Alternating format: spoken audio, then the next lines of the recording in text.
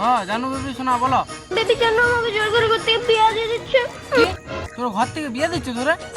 হ্যাঁ ওই আরাম দাদা ফোন নাম্বারটা দাও তো দেখছি।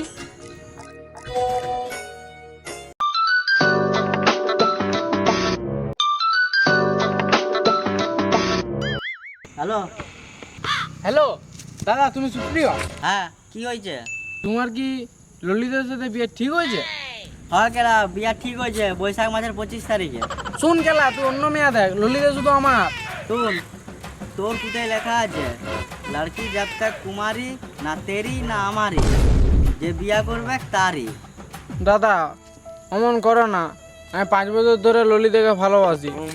দূর গেলা, আমি 25 বছর ধরে সিঙ্গেল আছি, এখনো পর্যন্ত একটা মেয়ের হাত ধরিনি। এই বিয়াটা অনেক কষ্টে আমি চুকিয়েছি।